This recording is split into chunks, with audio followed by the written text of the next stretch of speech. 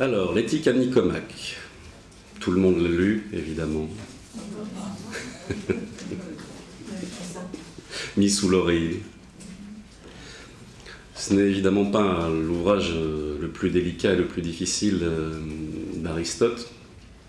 Mais Aristote n'a pas été très gâté avec le temps et l'histoire de ses œuvres, puisque nous avons perdu pratiquement la totalité de son œuvre écrite pour, on pourrait dire aujourd'hui, être publiée. C'est-à-dire vraiment travailler au niveau du style, du texte. Nous avons beaucoup de notes de cours, d'éléments de préparation pour les interventions publiques qu'il a fait dans son école, le lycée. On dit même que certaines choses que nous avons de lui sont liées aux notes de cours de ses étudiants, donc j'espère pas que ça puisse arriver à beaucoup de philosophes de pouvoir prendre les notes de leurs étudiants pour traverser les siècles. Enfin, je ne parle pas des vôtres, bien sûr. Un peu plus fort. Pourtant, avec ma grosse voix. Voilà, comment on peut faire. Est-ce que... Oh, c'est gentil, ça. Bien, est-ce que là, ça va mieux? Cathy, ça va? Allez. Si je rebaisse ma voix... Oh, si je rebaisse ma voix, tu me le dis.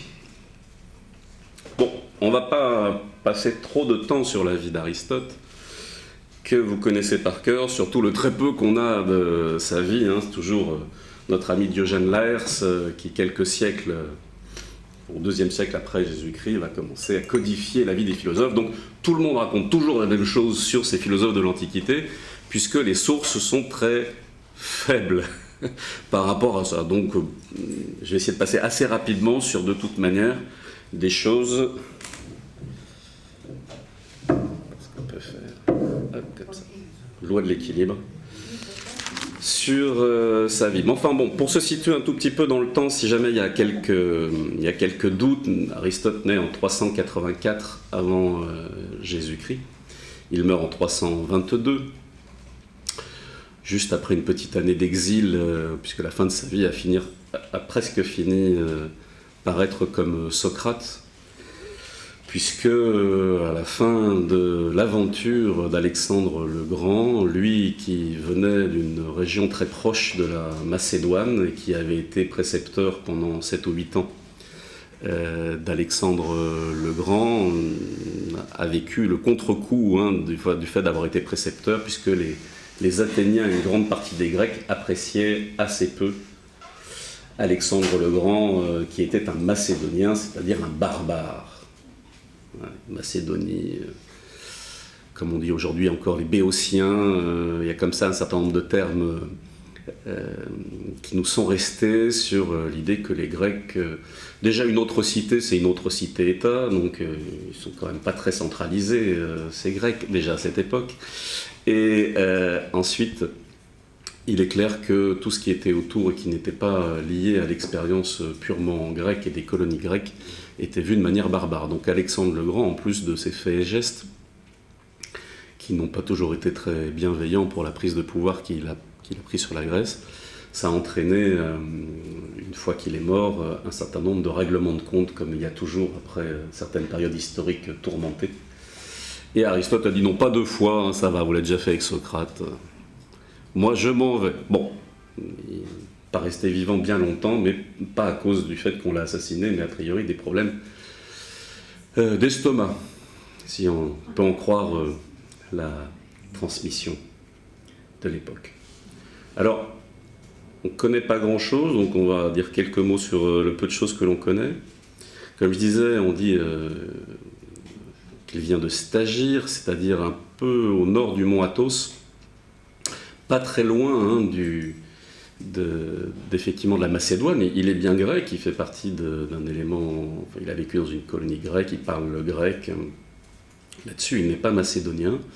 Mais comme c'était très proche et que pour des raisons familiales, son père étant médecin, et comme il a été médecin du père enfin pas du père, comment dirais-je, du roi précédent de Macédoine, Amyntas III, Il est clair qu'il y a dû y avoir une amitié qui s'est développée entre Aristote et le futur dirigeant et père d'Alexandre le Grand, Philippe II de Macédoine, qui a expliqué pourquoi aussi, à part ses qualités, il n'était pas encore extrêmement connu, Aristote, quand il va être appelé comme précepteur d'Alexandre le Grand. C'est une raison, on pourrait dire, familiale, qui fait qu'on appelle lui plutôt qu'un autre pour s'occuper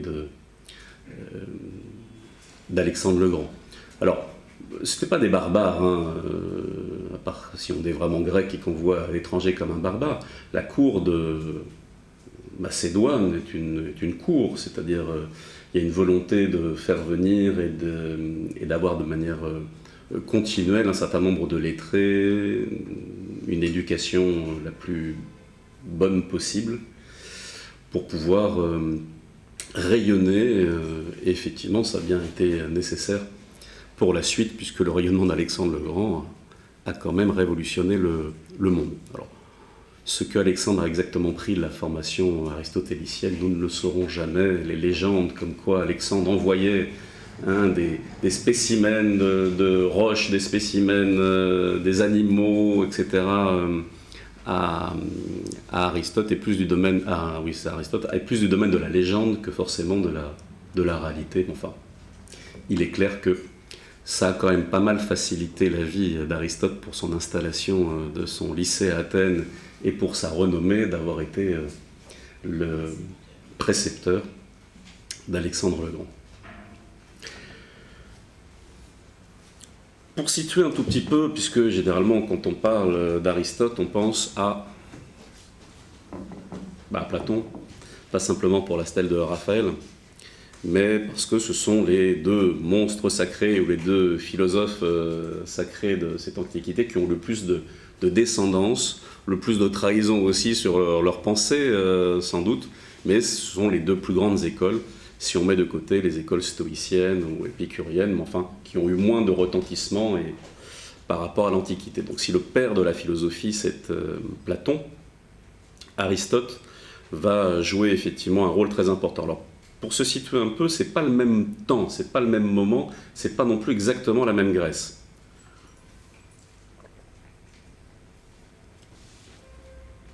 Platon, lui, il rencontre Socrate, Platon a 20 ans, il va suivre l'école de Socrate pendant 7 à 8 ans. 399 avant Jésus-Christ, Socrate est condamné à la ciguë. Aristote n'est pas encore né. Il y a quand même une différence de temps énorme quand Aristote arrive à 17 ans à l'école de Platon, qui va suivre pendant 20 ans, puisqu'il va être 20 ans l'élève de l'académie. Platon est déjà âgé, Platon est dans la dernière partie de sa vie, de son existence, il est en pleine maturité. C'est un petit jeune qui arrive. Vous avez un jeune qui a 17 ans, vous en avez plus de 60, c'est pas exactement les mêmes formations. Aristote est d'un siècle plus tourmenté. Déjà, ça avait commencé à se tourmenter un peu du temps de Platon avec la tyrannie, les 30, etc. Enfin, le fameux siècle d'or n'a duré qu'une trentaine d'années, il ne faut jamais l'oublier. Et Platon est dans un moment de charnière, mais la charnière est déjà passée avec Aristote. On est dans un monde qui est beaucoup moins stable, auquel le lien avec les présocratiques, tout se réveille suite au grand Moyen-Âge grec qui va finir vers le 9e, 8e siècle avant Jésus-Christ. Ce Moyen-Âge va quand même durer plus de 3 ou 4 siècles, auquel l'espérance de vie va tomber de 70 ans à 23 ans, à peu près. Donc, on sort d'une période très, très difficile de ce Moyen-Âge grec, Mycène, tout ça, on est à 1500 avant Jésus-Christ. Après, il y a un grand Moyen-Âge grec, et ensuite, il y a cette renaissance avec, aussi bien en littérature, les Homères qui vont nous conter l'âge d'or de la Grèce, qui vont nous raconter ces mythes. Il va y avoir les présocratiques, donc à la fois un nouvel influx dans le monde grec par ses colonies, un peu plus par l'Orient. Il y a Platon qui va être l'héritier de toute cette tradition philosophique présocratique. Mais Aristote est dans un autre temps, dans un autre moment, dans un autre monde. L'héritage est déjà digéré depuis un moment. Il est en train de construire avec son temps quelque chose qui est sans doute beaucoup plus en lien avec la contingence, c'est-à-dire avec la réalité de l'espace et du temps, la réalité du quotidien. Je raconte ça sur cette partie historique, puisque bien sûr, il y a une part de la philosophie pérenniste, pérenne, qui est en-delà du temps et de l'espace, mais il est bien aussi de resituer les philosophes dans leur temps et dans leur espace, puisqu'il y a une influence directe entre ce moment historique que vit Aristote, et ça c'est peut-être plus intéressant à étudier que les quelques rares éléments de sa vie, c'est de comprendre qu'est-ce que c'est exactement que ce 4e siècle avant Jésus-Christ, qu'est-ce que c'est que ce tsunami aussi pour la Grèce qu'est Alexandre le Grand. Et ce qui va donner ensuite, effectivement, encore une période extrêmement tourmentée. Bien que le lycée va avoir évidemment tout un enseignement sur la partie métaphysique, sur une réflexion sur les causes premières, la philosophie première, les causes premières, ce qu'il y a de plus atemporel que va chercher Aristote comme tous les philosophes, l'éthique et la réflexion de comment se comporter au quotidien dans des circonstances complexes, va commencer à prendre une part importante dans la philosophie. Ce changement de temps et cette nécessité de proposer aux citoyens une manière de vivre et des orientations philosophiques pour sa vie quotidienne dans un moment de crise est un point qui nous le rend aussi très sympathique pour aujourd'hui.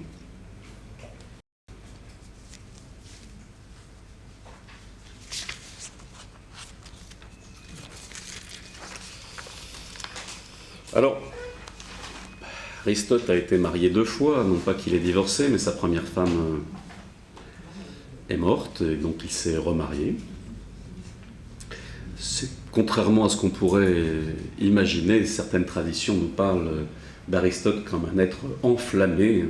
N'importe quelle bûche de bois, quand elle prend feu, dégage de la lumière et de la chaleur. Donc Aristote était un homme a priori très amoureux selon les traditions qui nous ont été transmises. Je dis ça parce qu'on le voit tellement sérieux, et nous on est surtout tellement sérieux quand on essaie de comprendre ce qu'il nous raconte dans ses œuvres, ou en tout cas dans ce qui nous reste de ses œuvres, qu'il ne faut pas oublier que c'était un homme ancré dans son temps, avec le vécu quotidien aussi, des joies et des malheurs de la vie et de l'existence.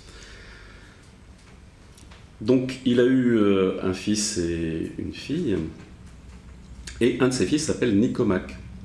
Son père aussi s'appelait Nicomaque, mais il est mort très jeune, son père, ce qui expliquait sans doute pourquoi Aristote n'est pas devenu médecin, mais ce qui peut-être nous donne une indication sur le grand intérêt qu'avait Aristote pour la biologie, les choses concrètes physiques. Logiquement, dans ces temps-là, si votre père est médecin, le fils est médecin, ça existait déjà à l'époque, cette continuité, mais d'autant plus à l'époque où il n'y avait pas forcément des grandes écoles de médecine avec des concours comme aujourd'hui. Donc, son père mourant tôt, il va effectivement prendre une autre voie là-dessus, et il va appeler son fils, du nom de son père, Nicomaque, comme ça se faisait pas mal à l'époque. Et quand on dit éthique à Nicomaque, on ne sait pas trop d'ailleurs si c'est éthique à Nicomaque ou éthique de Nicomaque.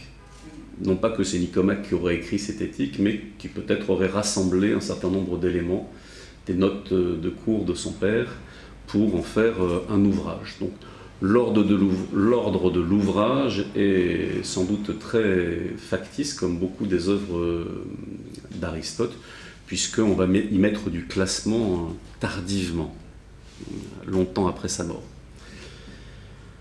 Donc, de Nicomaque ou à Nicomaque, peu importe,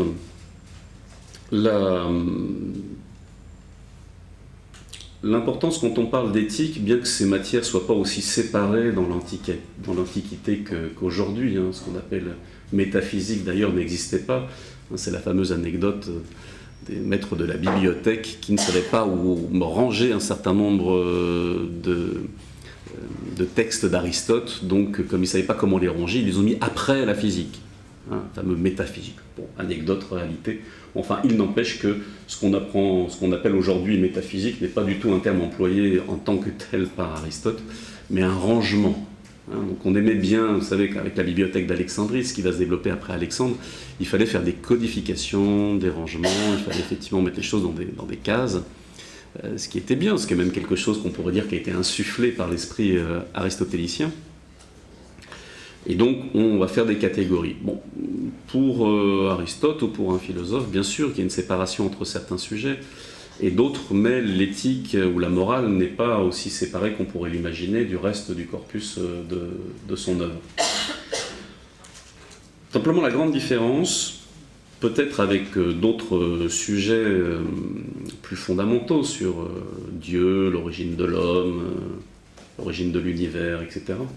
Donc la cosmogénèse, l'anthropogénèse, la partie métaphysique de toute école de philosophie, c'est que on veut, dans une éthique, avoir un effet sur l'action. On veut, par rapport à ce que l'on va étudier, que ça change notre manière de vivre, que ça nous oriente par rapport à nos choix quotidiens, que ça nous donne des clés par rapport à l'action et pas simplement par rapport à la pensée. C'est dans ce sens-là qu'effectivement, on pourrait parler, dans l'éthique à Nicomaque, d'une philosophie pratique d'Aristote. Il y a deux choses, il y a l'éthique et la politique qui sont indissociables. Parce que la politique qui est liée au fait de vivre ensemble, le travail avec la cité, de la chose commune. On le verra par rapport à l'éthique à Nicomaque sur ses réflexions sur l'amitié, l'importance du vivre ensemble, que l'homme est un animal politique. Nous l'avons effectivement, cette fameuse citation au démarrage de l'éthique à Nicomaque, cet homme animal politique. Ça veut dire que une des caractéristiques de l'être humain, c'est de vivre en société, c'est de vivre ensemble. Donc, quand on réfléchit à la politique, on réfléchit au vécu dans l'espace et le temps commun, le vécu commun dans l'espace et le temps. C'est pour ça que éthique et politique sont, dans l'esprit d'Aristote, totalement reliés. De toute manière, c'était déjà, on pourrait dire, le cas dans une pensée du grec en général. Je rappelle toujours, par exemple, quand Platon attaque la République, il commence la réflexion sur un thème qui s'appelle le thème de la République. La justice. Il se pose des questions sur la justice. Et donc, voilà, comment être juste. Il commence une étude au niveau individuel. Mais pour un grec, le particulier, le microcosme, se met directement en relation avec le mésocosme, le monde de la vie politique, et le macrocosme. C'est juste des questions de taille ou d'échelle.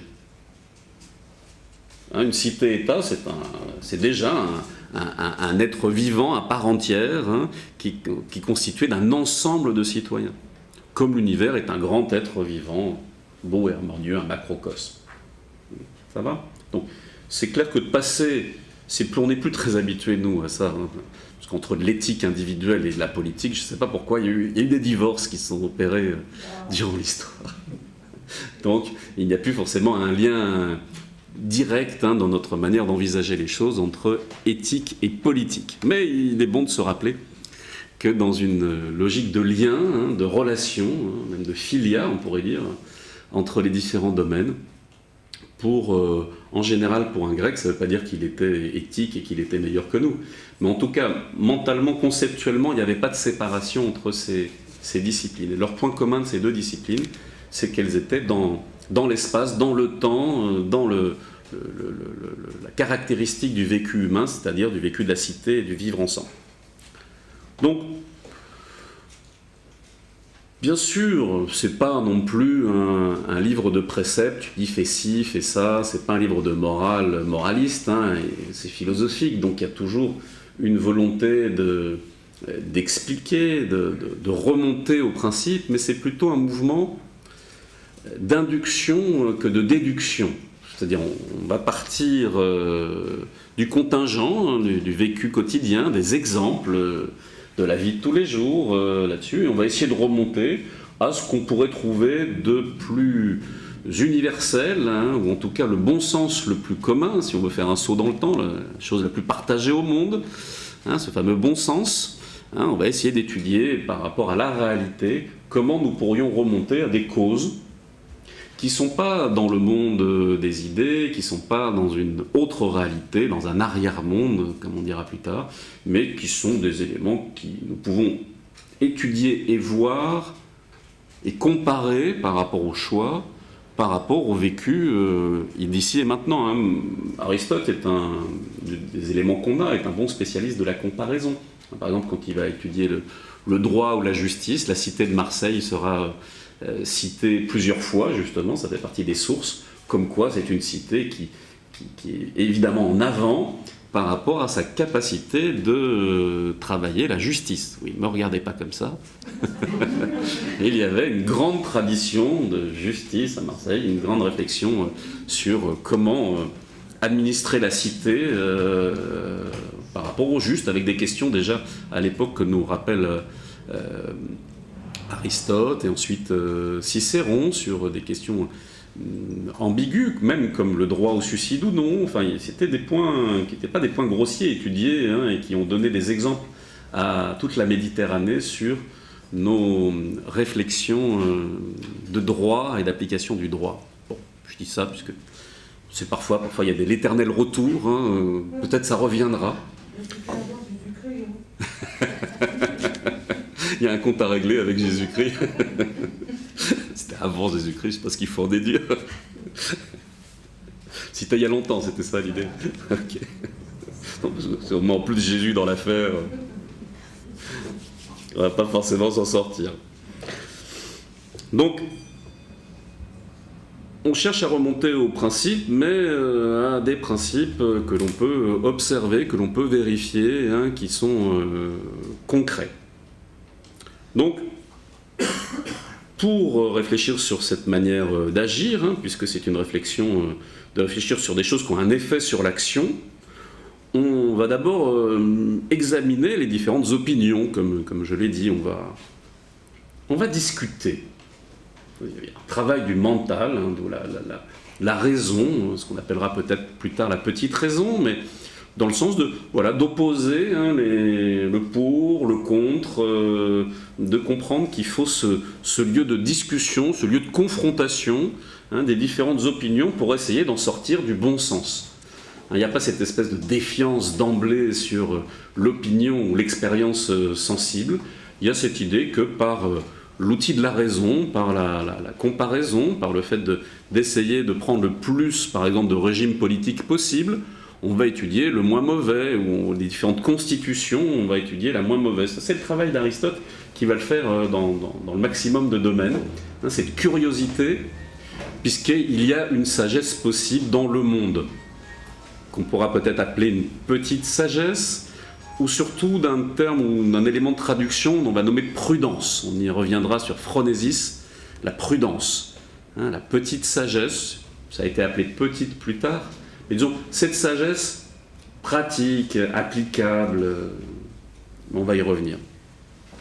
Donc, on va examiner les différentes opinions, on va ne négliger aucune forme de l'expérience, on va prendre tout ce qui est à notre possibilité de connaître, et on va aller même chercher de l'information, en se disant que toute expérience, par le fait même qu'elle est une expérience, possède sans doute quelque chose qui dépasse les circonstances.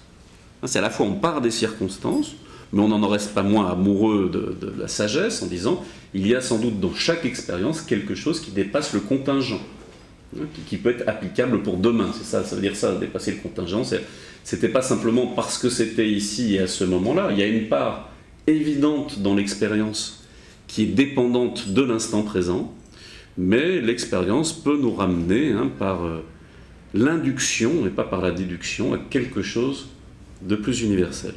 Ce rôle des émotions, de l'affectif, on dirait aujourd'hui, des affects en tout cas, et donc grâce au fait d'être déjà vertueux, dans le sens d'avoir vu nos qualités, notre pouvoir interne d'action, et d'avoir observé le monde et la réalité du monde, ça nous donne effectivement cette phronésie, une certaine prudence, et ça nous permet, par rapport à l'étude et la comparaison, de sortir des choses applicables.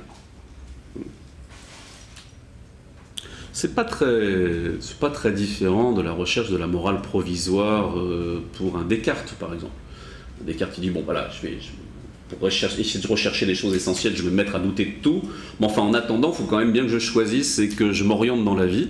Donc je vais prendre une morale provisoire, et sur quoi je vais la prendre? Eh bien je vais la prendre sur les choses qui apparaissent comme, au niveau de la tradition, les plus efficaces. Ça ne veut pas dire que c'est la vérité, mais enfin c'est quelque chose qui a été rodé par l'expérience. Donc j'ai un petit peu moins de chances de me tromper, et dans tous les cas, même si je me trompe, je vais garder cette ligne de travail pour savoir où ça m'amène. Une vision d'une morale par provisionnelle. Donc, par rapport à Aristote, il y a cette espèce de bon sens, pas forcément parce qu'il considère que c'était une morale provisionnelle, mais que pour s'orienter, on va faire feu de tout bois, dans le sens de tous les feux qui sont allumés ou qui ont été allumés, dont on peut me témoigner, pour essayer de s'approcher de cette sagesse. Donc on va analyser des cas concrets dans l'éthique à Nicomaque. On va pas, quand on parle d'analyse, c'est pas forcément des grandes analyses qui nous remonteront jusqu'à un hypothétique monde au-delà du réel. On va s'intéresser au sublunaire, c'est-à-dire à ce monde ici et maintenant d'expérience. On ne va pas forcément remonter au moteur immobile ou à la cause ou à la notion de Dieu pour savoir comment s'orienter ici-bas. Donc, le domaine des choses humaines, voilà ce qui va nous intéresser. Elles sont variables, ces choses humaines, elles ne sont pas forcément nécessaires. C'est la grande rupture, on pourrait dire, avec le platonisme. Pas nécessaire, ça veut dire que ce qui se passe ici-bas ne dépend pas forcément, ne sont pas en lien avec des lois universelles. Donc, ça se passe comme ça. C'est du domaine des choses humaines et c'est très variable. Donc on va chercher une stabilité dans des choses variables. Ça c'est très, pour ceux qui aiment bien les choses bien établies, les lois, une éthique qui ferait partie d'une éthique universelle, qui s'appliquerait en toutes circonstances, c'est pas le thème de l'éthique à Nicomaque et c'est pas forcément l'orientation aristotélicienne. Si on est dans ce monde-ci, il va falloir s'occuper des réalités de ce monde-ci qui ne sont pas forcément en lien avec les réalités atemporelles ou métaphysiques. Il y a une espèce de rupture, de coupure. Il y a des règles propres aux choses humaines, c'est ça que ça veut dire. Donc, il n'y a pas une science de la vertu. Ça, c'est très important. Il n'y a ni un art ni une science de la vertu. S'il y avait un art et une science de la vertu, on ferait appel à des choses qui sont universelles, donc hors du contingent. Elle ne serait pas variable. Il n'y a pas de science, il n'y a pas d'art techné de la vertu. Il va falloir, c'est pour ça, développer une expérience humaine, morale, puisque c'est une règle propre aux choses humaines. Il va falloir un esprit de finesse, le fameux esprit de finesse. Développer les opinions communes, cette induction, ça reprend ce que nous avons vu jusqu'à maintenant, c'est-à-dire la discussion et la critique, on pourrait dire, ou l'opposition des choses sera toujours la bienvenue. Non, on ne pourra pas clore un débat en disant ça de toute manière, ça ne se discute pas. Ça se discute dans le sens où il va falloir opposer pour essayer de trouver ce qui est le plus juste. Ça ne veut pas dire qu'il n'y a pas de hiérarchie. Ce n'est pas une notion où chacun pense ce qu'il veut, comme il veut. Ça ne veut pas dire qu'il n'y a pas quand même une cause et des effets. Mais on ne va pas chercher cette cause comme quelque chose qui serait complètement déconnecté de l'espace et du temps. Ce qui veut dire qu'une chose, faire une chose d'une certaine manière hier, le refaire de la même manière aujourd'hui peut passer du juste à l'injuste, du juste milieu à l'excès ou au manque, puisque ça dépend de l'homme. Et on verra plus tard que ça dépend du coup de chacun d'entre nous dans notre réalité. Quand on dit chacun d'entre nous, c'est qu'il y a une adaptation de ce qui pourrait être le bon sens ou l'élément à la circonstance, à la personne. C'est pas un relativisme complet, on peut faire beaucoup de contresens par rapport à ça. On cherche des fondamentaux, on pourrait dire des lois, mais des lois humaines, des lois qui sont en rapport avec la réalité de l'être humain. Donc, on cherche à agir selon ce qui paraît le plus raisonnable.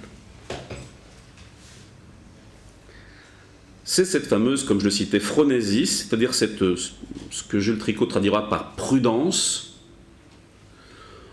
Les auteurs plus récents traduisent ça par sagacité. Bon, sagesse pratique. Ou petite sagesse, ou sagesse adaptée au vécu de tous les jours et au monde. Toujours les problèmes de traduction, trahison, je vous en donne plusieurs comme ça. Si la phronésis est une forme de réflexion chez Platon, c'est un acte propre à l'âme, c'est une forme de pensée qui permet d'atteindre la tempérance. Chez Aristote, c'est une disposition accompagnée de règles vraies, capables d'agir dans la sphère de ce qui est bon ou mauvais pour l'être humain. La vraie différence est pour l'être humain. Pour l'être humain, ici et maintenant, c'est-à-dire dans les circonstances, puisque dans le domaine de l'action, dans l'espace et dans le temps, quand on parle de l'action ou de réflexion par rapport à l'action. Donc la prudence, ça va être des vertus pratiques, une forme d'habileté par rapport à la contingence du monde. C'est pas que l'habileté, je peux être un habile truand, l'habileté n'est pas une vertu à part entière qui serait similaire à la prudence, mais il faut faire preuve d'habileté dans le sens où il faut pouvoir user des passions, des affects, de tout ce qui nous perturbe avec un maximum de sagesse, c'est-à-dire, on pourrait dire que la phronésis ou la prudence est une forme de savoir agir. C'est un lien entre la raison et l'action. Où et quand. C'est la prudence. Où faut-il agir? Quand faut-il agir? Quand faut-il se retenir d'agir? Et où faut-il surtout pas agir? Donc l'espace et le temps obligent à une réflexion, tourner cette fois la langue dans sa bouche, bien voir si c'est nécessaire ou pas nécessaire, ne pas se laisser entraîner à utiliser la critique et la discussion et la confrontation pour essayer de trouver ce juste milieu sur lequel on va revenir. Nous serons en mesure de discerner ce qu'est la prudence en étudiant d'abord ceux qu'on appelle les gens prudents. Là, je cite Éthique à Nicomaque dans le chapitre 5. Je fais un petit saut dans le temps, mais il reprend des thèmes, comme c'est des notes de cours là-dessus, dans les différents chapitres. On a fait 10 livres, 10 chapitres dans ce livre, qui est l'Éthique à Nicomaque. Et donc, par rapport à cette étude, là-dessus, il y a certains thèmes qu'il reprend systématiquement. Donc, nous serons en mesure de discerner ce qu'est la prudence en étudiant d'abord ceux qu'on appelle les gens prudents. Il semble bien que ce qui les caractérise, c'est le pouvoir de décider convenablement ce qui est bon et utile pour eux-mêmes. Ça ne veut pas dire que le pour eux-mêmes est un égoïsme total, puisque comme je le disais tout à l'heure, si je fais le bien et je développe le meilleur de moi-même, si c'est bon pour moi-même, dans cette vision grecque, c'est bon pour le collectif. Pas trop de contresens si possible non plus là-dessus. Il y a un lien direct entre les deux. La prudence ne saurait relever ni de la science ni de l'art. Elle ne saurait être une science parce que ce qui est de l'ordre de l'action est susceptible de changement. Pour illustrer dans la parole du maître les quelques éléments qu'on a vus jusqu'à maintenant, le fait de bien agir en effet est le but même de l'action. Là, on cherche à bien agir. C'est bien cette raison qui nous fait reconnaître la prudence à Périclès et aux gens de cette nature. Ils se montrent capables de déterminer ce qui est avantageux pour eux-mêmes et pour les hommes. Ce lien direct est fait dans la même phrase, pour eux-mêmes et pour les hommes. La prudence est une disposition s'accompagnant de raison et de vérité, tournée vers l'action et concernant le bien commun. Ça, c'est le genre de phrase, on peut s'arrêter un peu à chaque partie, parce que il n'y a pas cette forme littéraire qui aurait donné l'Éthique à Nicomaque s'il l'avait écrit pour être publié, et il l'a écrit comme des notes de cours pour pouvoir donner ses enseignements. Donc il l'aurait dit sans doute, peut-être pas mieux, mais en mettant moins de concepts dans la même phrase. La prudence est une disposition s'accompagnant de raison, une disposition à l'intérieur de moi-même qui s'accompagne de raison et de vérité. Bon, quelle vérité? C'est quelque chose, ce bien commun, ce bon sens commun, c'est quelque chose qui serait universel, mais dans le monde de la contingence, tourné vers l'action et concernant le bien humain. pas en train de savoir ce qui est bien pour Dieu ou ce qui est bien pour l'univers. Hein, cette prudence, cette phronésis, cette petite sagesse ou cette sagesse pratique est bien pour ici et maintenant. Donc, il va falloir tenir compte, puisqu'on est dans ce bas monde, bien que ça ne nous concerne pas, nous sommes bien au-dessus de tout ça, mais du plaisir et des peines. C'est-à-dire que même si nous cherchons à ne pas être dépendants de la passion et de prendre nos choix systématiquement en fonction des plaisirs et des peines qui sont changeants, il va falloir quand même en tenir compte pour cette sagesse. Parce que si on ne tient pas compte de la vie de tous les jours et de ce que vit notre psyché, hein, nos états d'âme, eh bien nous ne pourrons pas faire le bon choix, le juste choix. Hein, on ne pourra pas bien répondre aux questions ni gagner le gros lot. Donc, choisir le juste milieu, et c'est très intéressant cette notion de juste milieu, et on le comprend souvent, on peut le comprendre assez mal, c'est pas un consensus mou, hein, moitié-moitié. Juste milieu, je pense que la meilleure manière de se le représenter, c'est rien de trop, quelque chose qui vient de bien avant Aristote par rapport à la pensée grecque, ce fameux rien de trop hein, qui est inscrit sur différents frontons, à Delphes comme ailleurs, rien de trop. Rien de trop, ça veut dire que ni trop peu, hein, c'est le juste usage. On ne peut rien en retirer. C'est pas mal pour déterminer une vérité. On ne peut rien en retirer. On ne peut ni en ajouter, ni en enlever. C'est juste. Hein, donc cette vertu, ce juste milieu, est un sommet. Hein, c'est un milieu sommet, c'est une petite cité haute, une acropole dans la ville, dans le sens, un élément qui est au centre et en hauteur. Il ne faut pas imaginer, on prend un segment, on coupe au milieu. Il nous prend l'exemple. Vous prenez, je ne sais pas, un repas qui est fait, et puis vous dites, voilà, je vais donner la même chose à tout le monde. Bon, oui, mais il y a un sportif auquel il lui faudra manger 2 fois plus parce que c'est de sa nature, et l'autre, il faut manger 2 fois moins. Donc si je donne la même chose à tous dans une justice distributive, ça ne convient pas du tout, c'est pas du tout pratique, ça ne fonctionne pas. Il y en a un qui en a trop, l'autre qui n'a pas assez.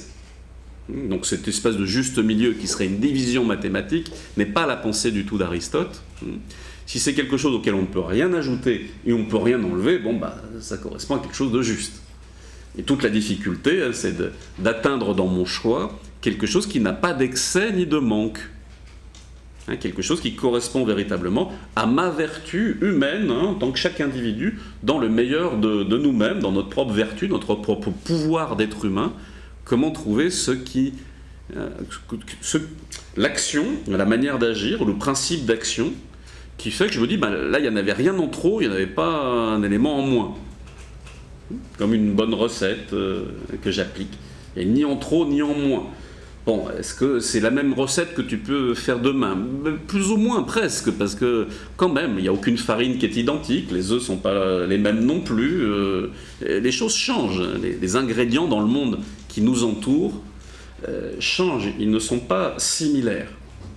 Il n'est pas possible d'imaginer qu'on peut faire une industrialisation d'une recette pour faire un gâteau. Ou alors, ça nous permet de comprendre quand il faut le faire, pourquoi ils sont beaucoup moins bons quand on les achète dans le commerce et qu'ils sont industriels. Parce qu'on est obligé d'enlever tout ce qui est contingent. Donc d'avoir des choses les plus uniformisées possibles. Oui, mais si on uniformise tout, du coup, il n'y a plus forcément de goût, ou d'éléments particuliers qui donnent de la saveur aux choses. Ça va ? Pourtant, ce n'est pas une critique du monde industriel, mais c'est pour comprendre pourquoi un gâteau fait maison et le tour de main du cuisinier ou de la cuisinière là-dessus sont si importants, puisqu'ils doivent tenir compte que tout est contingent. Il n'y a jamais rien de totalement identique dans ce bas monde. Donc ce juste milieu n'est pas quelque chose de mathématique. Si ce serait mathématique, ce serait des lois universelles, du domaine de la science, et donc la vertu serait une science. Pas du tout. Et alors comment le déterminer ? Voilà, tout le problème. Si c'est pas sur Internet, et s'il n'y a pas le livre parfait, eh bien ça va être tout justement l'art, on pourrait dire, de, à chaque instant, tenir compte de l'ensemble des circonstances, en mettant face aux circonstances et aux affects ma raison. C'est dans la discussion, dans la dialectique, hein, dans la rencontre d'une recherche de quelque chose, hein, on pourrait dire d'un peu plus universel, hein, d'une loi, d'une règle. On travaille quand même avec une recette. Donc, Aristote, même s'il ne cherche pas un succès d'édition, il fait école, donc il cherche quand même des choses qui peuvent être utiles pour les gens dans l'action. Donc, il va nous donner sa réponse à lui, c'est de dire, bah, très bien, d'abord, c'est important de savoir qu'il y a la notion de trop et de pas assez. Puisque tout le travail, il ne faut quand même pas l'oublier, hein, c'est quand même mental, même si c'est pour l'action. Puisque ce qui caractérise l'être humain, c'est de pouvoir avoir cette réflexion, cette raison. Donc, il est capable d'opposer, hein, de comprendre les choses en comparatif. Donc, s'il n'y a pas assez, c'est qu'il y a aussi trop de l'autre côté. Donc, la problématique, c'est qu'il faut tenir mentalement une chose qui n'est pas facile, c'est l'antagonisme. Parce que nous, on aimerait qu'il n'y ait qu'un seul choix, le bon. Là, en philosophie, hein, c'est tout le travail qui nous est proposé, c'est qu'il faut tenir à l'intérieur de nous-mêmes, hein, c'est la notion d'un mental bien formé, il faut tenir la notion qu'il existe la lâcheté et il existe la témérité. Et que je ne peux pas dire non, c'est pas possible, être lâche, c'est pas possible. Ben si, on est bien lâche de temps en temps. Être courageux, c'est pas possible non plus, c'est que pour les... Pardon, être téméraire, hein, c'est pas possible. Moi, jamais je serai téméraire, je suis toujours lâche. Non, enfin bon, disons. Donc, se dire qu'à l'intérieur de l'être humain, si je veux chercher le courage, c'est-à-dire le juste milieu, qui serait le courage, eh bien, il faut que j'accepte à l'intérieur de moi-même la lâcheté et la témérité. Parce que le courage, hein, n'est pas d'oublier qu'il y a de la lâcheté en moi, ni d'oublier qu'il y a la témérité, c'est de comprendre que le fonctionnement naturel de l'homme, ça va être la lâcheté et la témérité. Quand on dit naturel, c'est en fonctionnement avec ses instincts. Si on reste toujours dans le milieu, c'est un peu l'uniformité, c'est presque la médiocrité. Si on ne laisse pas aller du trop d'un côté, du trop de l'autre, on reste là. Hein. C'est vrai. Alors il y a une clé, hein, dans cette vision philosophique d'Aristote, c'est comme j'essayais de l'exprimer tout à l'heure, c'est un sommet, le juste milieu. C'est pas moitié-moitié, c'est l'excellence. C'est pas mal l'excellence, non? Ça va mieux. Je sais que moitié-moitié, nous, ça nous plaît pas, le consensus, le truc. Enfin, grosso modo, ça nous plaît quand même, parce qu'on construit le monde à peu près comme ça. Hein, parce que, histoire de pas choisir, on dit on va être lâchement téméraire. On ne se le dit pas comme ça, évidemment, hein, mais ça va être notre manière de nommer le courage. Ça ne veut pas dire que parce qu'on dit un mot, on est le mot. Hein, c'est pas parce qu'on dit, bon, là, tu as été courageux. Souvent, le mot courageux, ça veut dire téméraire. Là, tu as été courageux. Bon, ça possède parfois, hein, quand on regarde bien, une grande forme de lâcheté. C'était la seule solution possible. Hein. Le nombre de courageux, hein, dans la résistance, surtout à partir de 45. C'est incroyable, hein. Il y a quand même plus de médailles que de résistants. Bon, bref, blague mise à part, hein, il y a notre définition du courage, pas du courage. Ça dépend de quelques événements politiques aussi, parce que quand même, les Alliés n'auraient pas débarqué, on n'aurait pas gagné la guerre. La définition même du courage n'aurait pas été la même avec une Europe allemande ou avec une Europe américaine. Enfin, non, pardon, française. Ni l'un ni l'autre. Ça va? Donc, c'est le côté désagréable de la question, ou le côté agréable, ça dépend si on aime la philosophie ou non. C'est pas écrit dessus d'emblée ce qu'il faut faire. C'est un travail. Et même pour Aristote qui nous donne des choses un peu carrées, il y a un travail pour atteindre cette excellence. Donc, on ne peut pas sortir des circonstances. Hein, c'est en rapport avec les circonstances. Il n'y a pas de mesure fixe. Il faut être sa propre mesure. C'est beau, non? Enfin, c'est joli sur le papier, les gens aiment la liberté, on cherche tous à vouloir être sa propre mesure ou autre. Bon, enfin, grosso modo, c'est tellement quand même plus simple de suivre la mode, la pensée dominante et l'orientation que hein, cette idée hein, d'être sa propre mesure, qui n'est pas dans cette vision-là une notion sophistique, hein, on pourrait dire Protagoras, hein, l'homme à sa propre mesure, non. Propre mesure dans le sens de la mesure de notre excellence. de nos qualités intrinsèques en tant qu'être humain. Et pour Aristote, il y en a, parce qu'il ne ferait pas autrement de philosophie, et ce sera un sophiste comme un autre. C'est simplement la méthode, la voie qu'il prend pour nous parler de l'universel, qui part plutôt de l'expérience et du vécu contingent pour remonter, par rapport, dans une caricature, à une vision platonicienne qui partirait des idéaux, des archétypes, des idées pour descendre, pour en déduire une manière de fonctionner. C'est pour ça que dans le fond, c'est quelque chose de profondément complémentaire. Parce que quelqu'un dit « Ah, moi je ne me fie qu'à l'expérience ». Oui, c'est pas tout à fait faux. Parce que si tu te fiais qu'à l'expérience, qu'il n'y avait aucun universel, tu ne pourrais même pas faire ta phrase.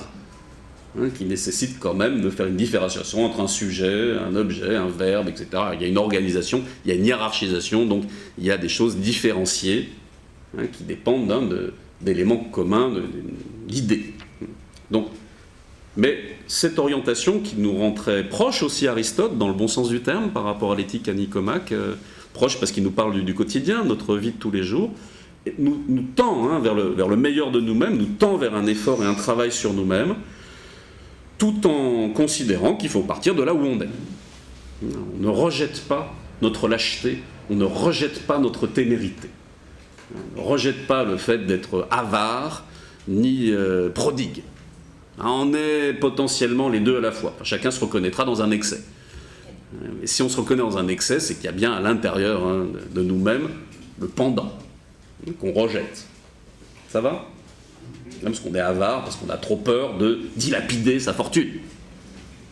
Donc on a peur de l'autre, donc on n'arrive pas à tenir les deux choses comme des éléments naturels de la vie et de l'existence à dépasser par le haut. Alors, le livre 1, il va nous donner le domaine d'étude, la méthode et l'objet à l'étude. Quand même, on est avec Aristote dans un élément qui est carré. Dans sa manière d'exprimer les choses, très clair. Donc, le domaine, c'est la conduite de la vie. Pardon ? Domaine de conduite de la vie. C'est pour ça que le domaine d'étude, c'est une politique qui englobe l'éthique. La méthode, on va prendre l'opinion morale, l'endoxa, on va prendre les opinions là-dessus, les juger correctement. Donc il faut de l'éducation et de l'expérience pour essayer de juger de l'opinion morale du plus grand nombre. Aussi, le jeune homme n'est-il pas un auditeur bien propre à des leçons de politique, ou des leçons d'éthique. L'objet, si le domaine c'est le conduite de la vie, si la méthode c'est prendre les opinions morales, l'endoxa, les juger correctement, l'objet, c'est réussir au fait d'être heureux. Voilà une perspective sympathique. Enfin, quelque chose qui vous intéresse dans ce livre. Voilà, la bonne recette pour être heureux. Bah oui, c'est de là dont vient pas mal de choses qui aiment passer dans le domaine public. C'est-à-dire que tout homme recherche de toute manière le bonheur. Simplement, il peut le rechercher de manière plus ou moins erronée. Donc par rapport à ce sujet commun à tous les philosophes, en tout cas de l'Antiquité, sur la recherche du bonheur, c'est un bonheur voulu pour lui-même. La caractéristique de la recherche du bonheur, c'est qu'on ne recherche pas du bonheur en vue d'eux. La caractéristique du fait que tous les hommes cherchent le bonheur, c'est qu'on cherche le bonheur pour le bonheur. On ne cherche pas le bonheur pour autre chose. Je ne cherche pas. Quand je cherche à gagner beaucoup d'argent, c'est pour pouvoir l'utiliser, c'est un moyen. Si je cherche le bonheur pour le bonheur. Dans cette idée-là, je cherche le bonheur parce que je veux être heureux. Voilà, c'est simple, c'est pas très compliqué. Donc il est voulu pour lui-même, il y a une forme d'autarcie du bonheur. Tel qu'il nous l'est défini au livre 1, c'est assez classique. C'est-à-dire, c'est un bonheur qui devrait donc dépendre le moins possible des circonstances. C'est ça la recherche ultime. Ça va ? Donc, il va nous faire une petite catégorie du bonheur, on verra ça par la suite, c'est-à-dire le bonheur ne peut pas être dépendant des plaisirs, des richesses, des honneurs, de la santé. Certains me diraient, mais il ne reste rien. Vous êtes terrible. Ben oui, il vous reste la contemplation, comme il nous dira dans le livre 10. Pouvoir faire un avec l'être des choses. Alors il va redevenir quelque part platonicien dans le livre 10, mais avant de passer, et là, mais il n'y restera pas trop longtemps non plus dans le livre 10, bon, de toute manière, ça c'est pas pour... C'est très difficile, c'est pas tellement pour le commun des mortels là-dessus, même si la philosophie sera déterminée comme une contemplation, hein, par Aristote comme par une grande partie des philosophes. On ne peut pas s'y attarder trop parce qu'il n'y a ni le temps, ni la formation nécessaire de chacun pour pouvoir y rester. Et surtout, ça ne résout pas nos problèmes politiques, de la vie commune. Ça ne résout pas nos problèmes d'éthique et de choix quotidiens. Il y a un élément qui est important chez Aristote, il y a une dichotomie entre cette contemplation et cette capacité de faire un avec la chose que je contemple, donc avec l'intelligence. Hein.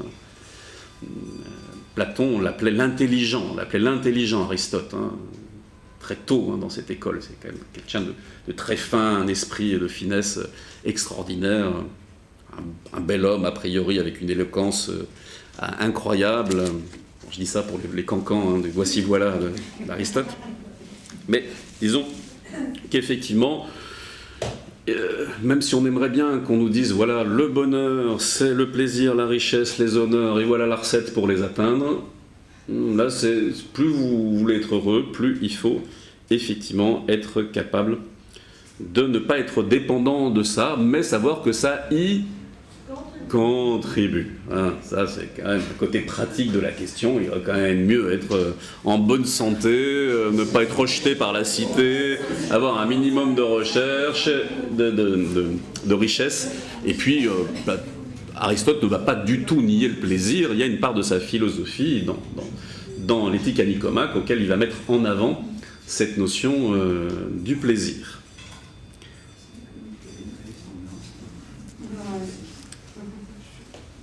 Donc, c'est pour ça que l'amitié va prendre un rôle assez important dans les livres 7 et 8, je crois.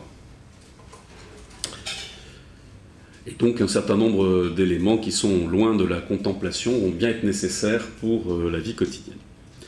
Pour achever cet examen des opinions couramment admises, il reste à se demander, effectivement, si l'idée platonicienne du bien, hein, le bien pris en général, peut à juste titre être tenue pour la finalité de notre vie pratique. Hein, il dit une chose très belle, hein. Recherche difficile, note Aristote, du fait que ce sont des amis qui ont introduit la doctrine des idées. Hein, il y a un petit clin d'œil comme ça, il a passé quand même 20 ans, hein, dans l'école platonicienne. Ça fait partie des hypothèses, hein, des cancans, comme quoi il pensait bien qu'il allait reprendre la direction de l'école. Bon, c'est Speusippe, un neveu de Platon, qui va reprendre la direction de l'école, donc il va y avoir un certain nombre de têtes pensantes qui vont partir ailleurs, et tant mieux, ça va permettre d'avoir différentes écoles, et qu'Aristote puisse se déployer au lycée en sortant de l'académie platonicienne. Donc, c'est intéressant parce que dans cette vision, le bien n'est pas davantage univoque que l'être. C'est pas univoque. Donc on recherche le bonheur, mais ce bien n'est pas univoque, ça veut dire qu'il y a plusieurs acceptations possibles. On peut en effet le décliner selon toutes les catégories. Le bien selon le temps, ça va être kairos, hein, l'opportunité, ça le bien en fonction du temps, hein, propice, le moment propice. Selon la quantité, hein, la juste mesure, l'idée du bien en soi n'apporte par conséquent rien à la conduite humaine. La bonne activité de l'activité humaine, ça va être effectivement se connaît toi-même, hein, ça ne change pas par rapport à la philosophie classique, dans le sens de connaître ce que sont mes vertus et savoir ce qu'il faut faire en fonction de mes vertus. À ces conditions, le bien propre à l'homme est l'activité de l'âme en conformité avec la vertu. Et si les vertus sont nombreuses, selon celle qui est la meilleure et la plus accomplie. Il en va de même dans une vie complète, car une hirondelle ne fait pas le printemps, non plus qu'une seule journée de soleil. De même, ce n'est ni un seul jour, ni un court intervalle de temps qui font la félicité et le bonheur. C'est lui qui a dit ça ? C'est fou, hein ? Il fallait bien arriver au jeudi philo sur l'éthique à Nicomaque pour résoudre cette question. Donc vous citiez Aristote sans le savoir depuis quelques années.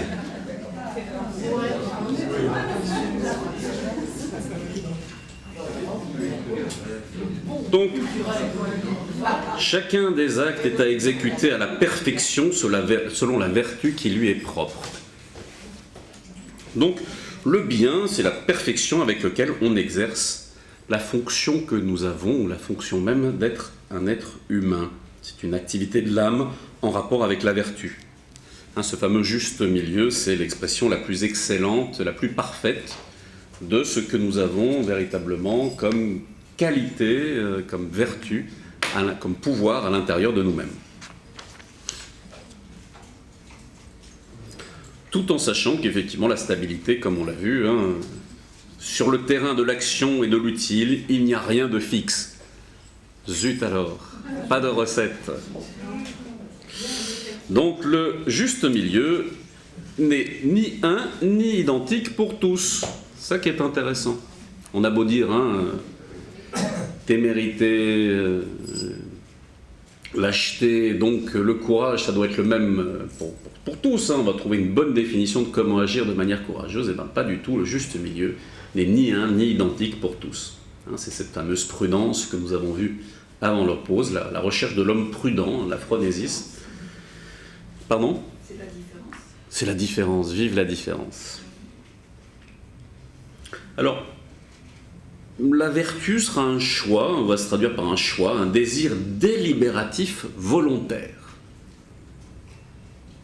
Il faut aller la chercher, cette vertu. Pour ça, il faut apprendre à dialoguer avec soi-même, en tout cas, rentrer dans une dialectique pour chercher ce qui est la droite action, la droite raison pour nous-mêmes, ce qui dépend véritablement de nous.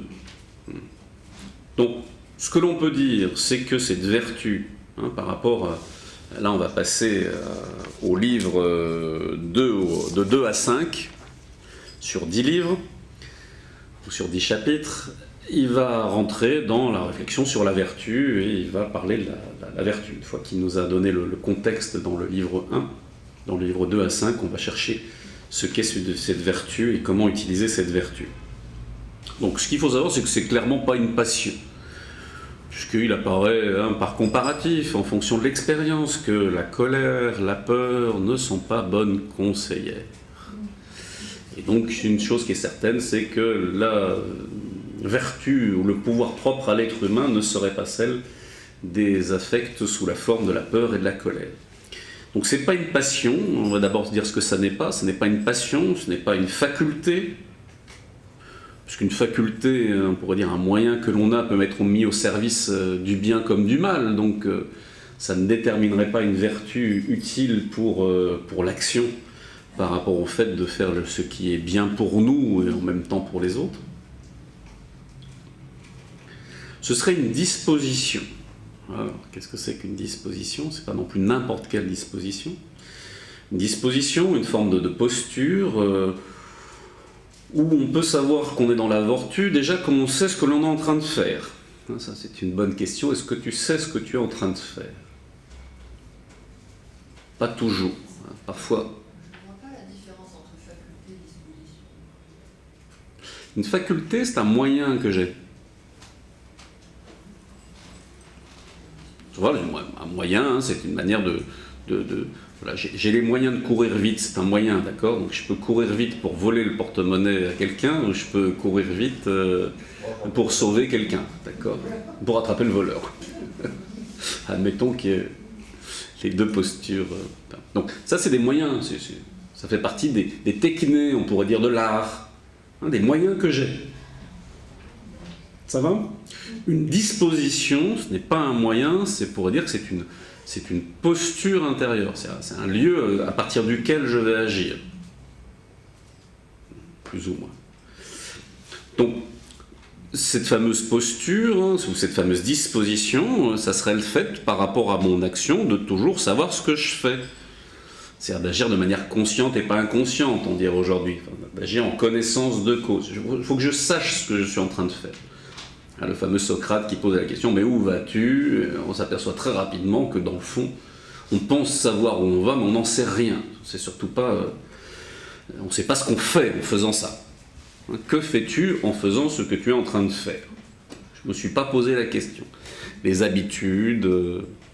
enfin, on va dans un buffet, je sais pas, là-haut, on se retrouve avec un gâteau en main et on n'a pas dit qu'on voulait prendre un gâteau. Mais la main a pris le gâteau toute seule. Quand même, elle exagère. Ça va?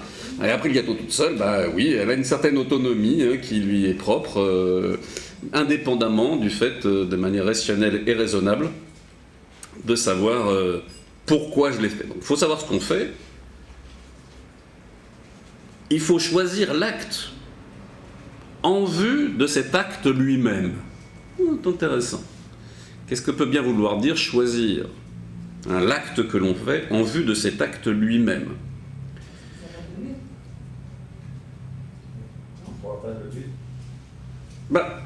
C'est surtout de ne pas faire de choses, comment dirais-je, de manière instrumentale. Instrumentale. Machinal, c'est une chose, mais ça, il faut déjà savoir ce que l'on fait. On pourrait dire que ça travaille sur le machinal. Choisir l'acte en vue de cet acte lui-même, c'est-à-dire faire quelque chose dont je suis conscient, on pourrait dire, du lien profond qu'il y a entre la fin et les moyens. Il faut qu'il y ait une unité. C'est pas faire quelque chose pour faire autre chose. Ça va?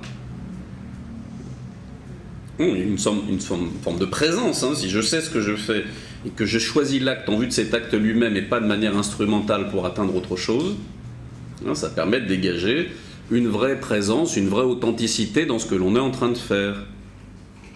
C'est ça qui permet de chercher dans une disposition à ne pas avoir une manière d'agir circonstancielle. On cherche quand même à mettre en route notre raison, à faire les choses de manière raisonnable, d'avoir une réflexion. Ça va? Qui dit réflexion veut dire que je sache ce que je fais et que je choisis les actes que je fais en vue de l'acte lui-même. Et une dernière chose, de pouvoir le faire de manière ferme et inébranlable. Une espèce de posture dans l'action et dans les choses que je fais qui fait que ce juste milieu dont on parlait n'est pas un consensus mou. Il y a un vrai engagement dans les choses que je suis en train de faire. Bon, ça fait pas mal de choses, ces trois éléments. Savoir ce que l'on fait, choisir l'acte en vue de l'acte lui-même et faire les choses de manière ferme et inébranlable, ça veut dire quoi? Ça veut dire que le moteur à l'intérieur de moi-même de l'action me correspond bien à moi-même. Que je suis ce que je suis dans ce que je suis en train de faire, dans mon action.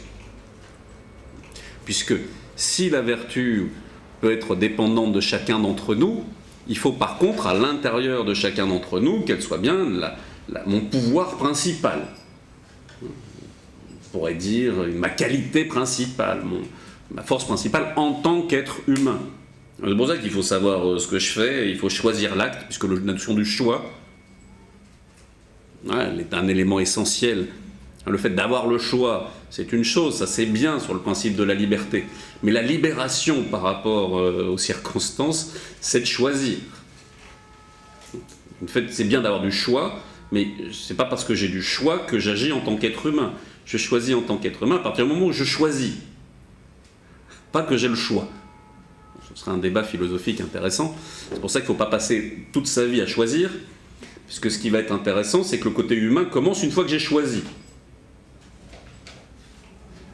À méditer.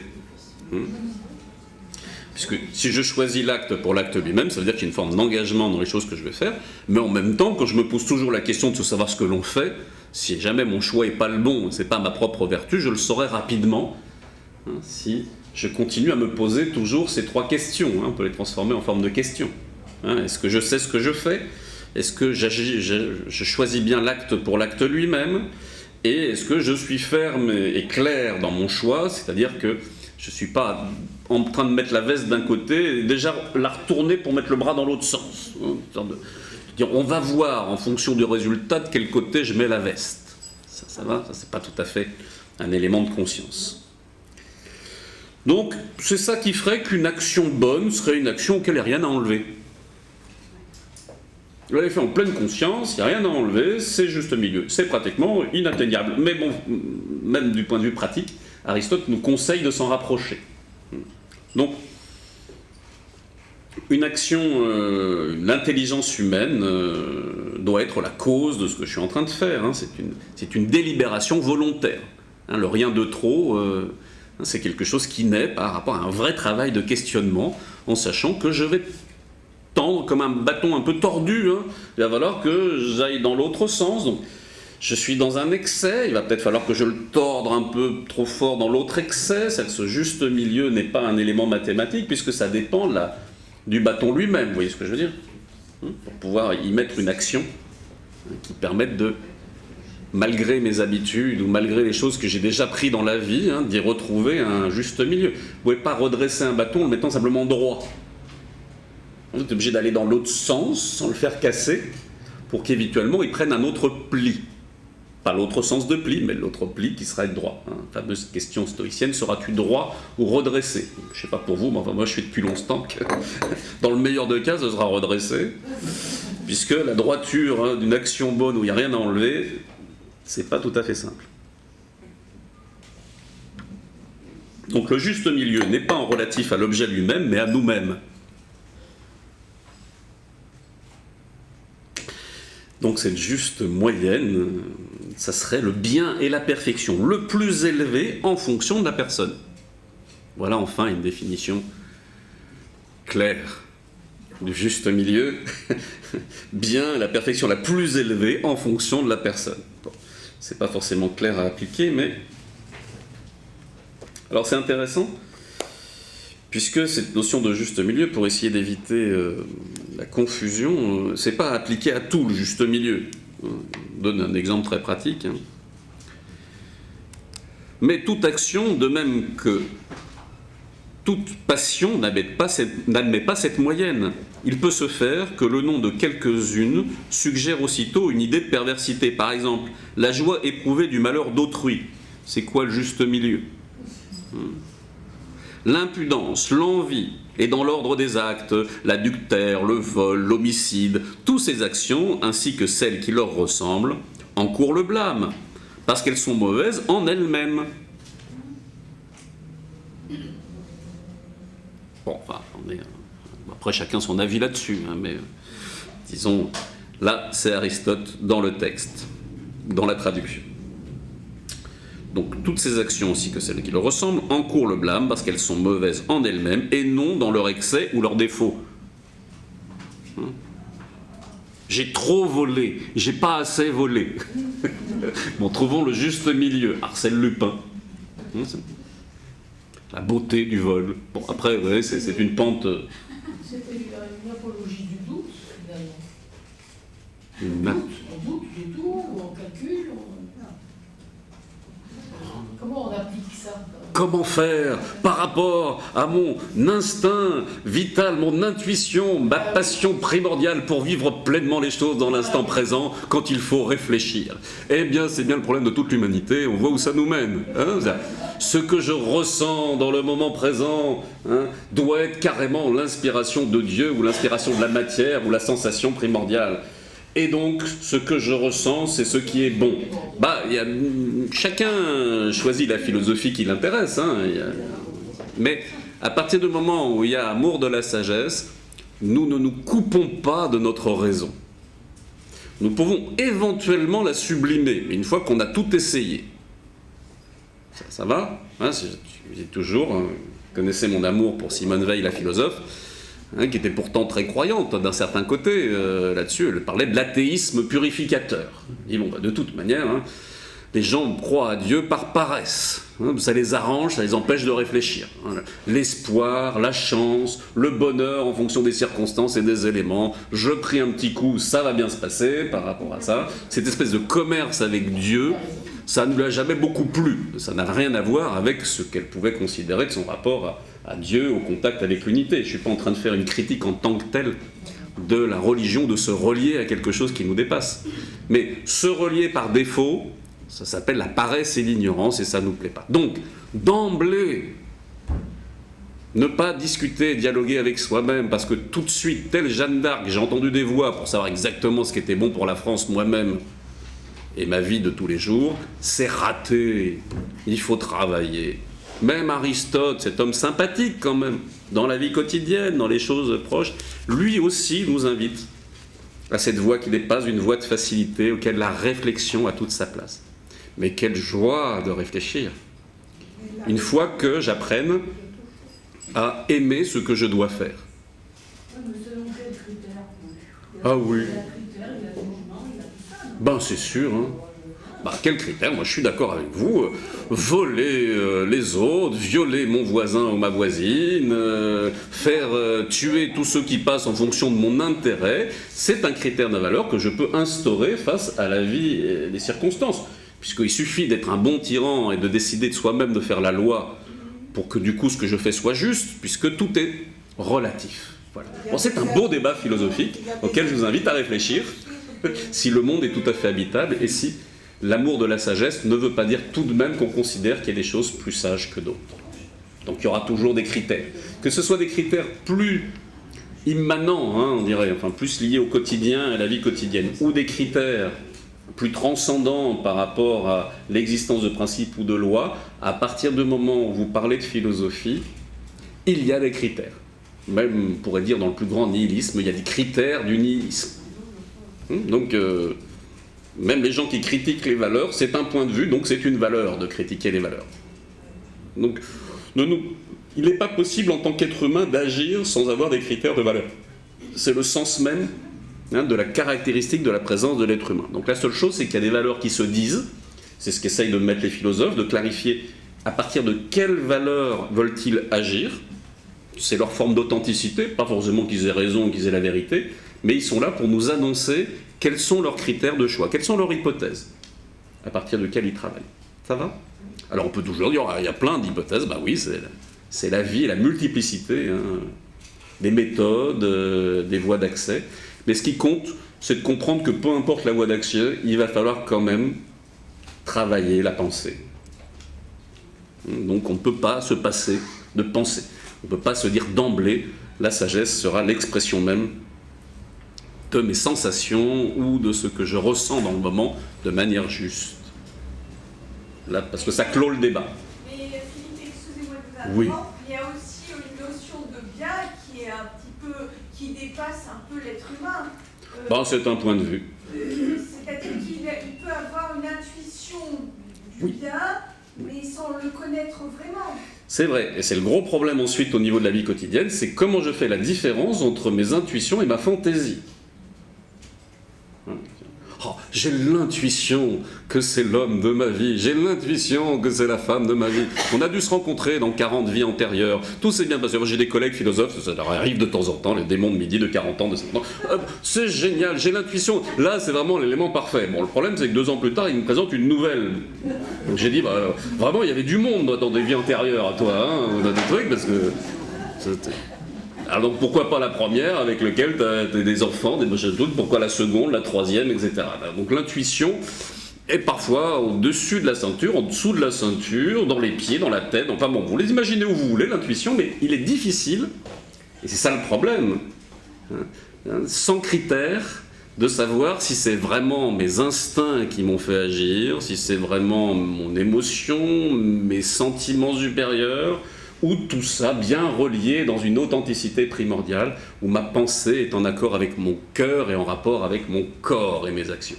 Bon, bah il y a du boulot. Ah oui. On va tous les passer ce matin, et l'éducation, et le bien, et les trucs. Alors, c'est sympathique, hein. Mais c'est vrai, c'est vrai. Mais bon. Quand même. Donc, comme dit Aristote, l'intelligence humaine, de temps en temps, peut être une cause. De temps en temps, on voit bien que c'est pas tout à fait facile, qu'il est possible d'arriver à la délibération volontaire. C'est pas le doute permanent ou autre, parce qu'il n'est pas dit qu'à la fin de la délibération, on ne choisit pas. Là, au niveau philosophique, on veut une philosophie pratique, donc il va falloir choisir.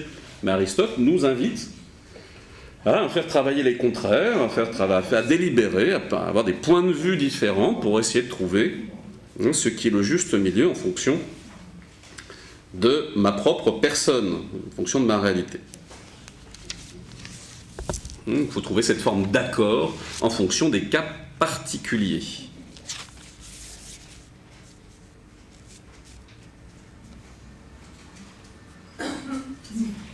Donc, on ne peut pas trouver de juste milieu à tout, pour revenir à l'élément précédent qui a déclenché le questionnement, ce qui est bien en philosophie là-dessus, comment dirais-je, ou une bataille, je ne sais pas contre qui, contre la philosophie, Aristote ou autre, mais c'est bien, la bataille, la guerre, tant qu'elle est pacifique, là-dessus, fait avancer les choses. Donc la juste moyenne, ici, constitue en quelque sorte un point culminant. Ça, c'est Aristote lui-même. De même, les vices que nous avons cités n'admettent ni moyenne ni excès, ni défaut, parce qu'en s'y livrant, on commet toujours une faute. En un mot, ni l'excès ni le défaut ne comportent de moyenne, non plus que la juste moyenne n'admet ni excès ni défaut. Histoire de ne pas rentrer dans une simplification extrême de la pensée d'Aristote en cherchant toujours le juste milieu, c'est vraiment un juste milieu sommet par rapport à chacun.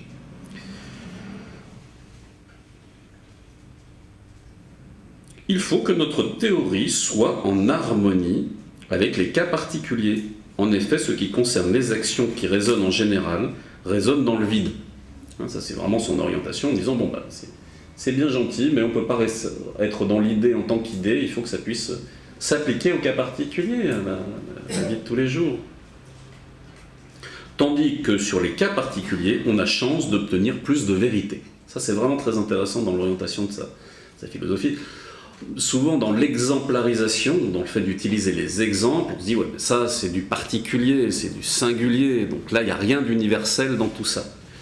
C'est très beau dans ce début du chapitre 7, livre 7, auquel il met en évidence que, eh bien, effectivement, il y a une possibilité de trouver, on pourrait dire, de l'universel grâce justement au fait de partir du cas particulier. Un regard intéressant. Voilà. C'est l'expérience, l'expérimentation. L'expérience, ça complète en fait l'enseignement pour justement avoir une vertu ou avoir un fonctionnement qui soit différent. Tout à fait. Et comme il comprend le contre-pied, quand même, il faut bien le dire, de l'académie très présente et de l'enseignement platonicien, on pourrait dire qu'il va dans l'autre extrême, plutôt que dire que compléter, là, il met ça en avant, la juste moyenne en ce qui concerne l'argent qu'on donne ou qu'on reçoit. Ah, pardon, j'ai changé d'élément. C'était où?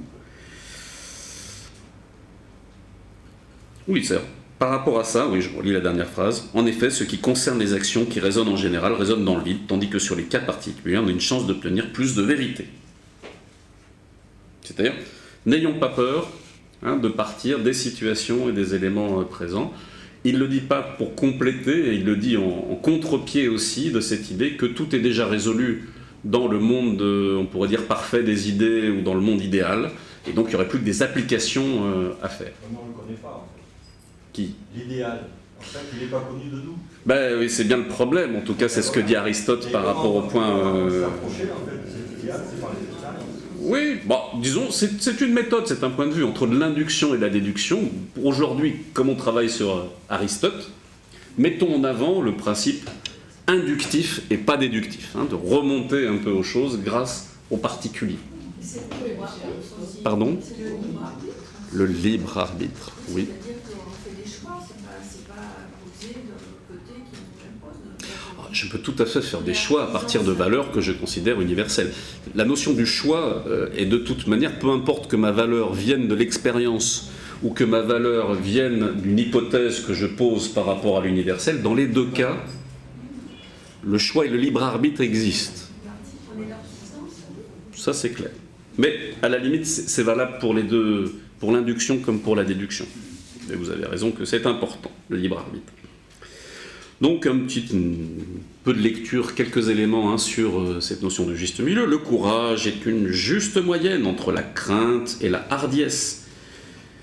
L'excès dans l'absence de crainte n'a reçu aucun nom, il en est souvent ainsi en grec. L'excès dans la hardiesse s'appelle témérité. Qui montre un excès de crainte ou un manque de hardiesse, on l'appelle lâche. par rapport aux voluptés et aux peines, non plus toutes et d'une manière moindre en ce qui concerne les peines. La moyenne donne la tempérance et l'excès la débauche. Donc, il va énumérer comme ça, le juste moyenne en ce qui concerne l'argent qu'on donne ou qu'on reçoit prend le nom de générosité, l'excès et le défaut à ce sujet prend le nom de prodigalité et d'avarice. Il fait aussi un petit point, ça serait intéressant de creuser par rapport à la langue grecque, sur le fait que parfois le juste milieu n'existe pas, ou parfois un extrême n'existe pas, ça n'a pas été nommé dans la langue. Ça veut dire que cet extrême est peut-être complètement intégré dans le fonctionnement même de cette culture. C'est toujours intéressant de voir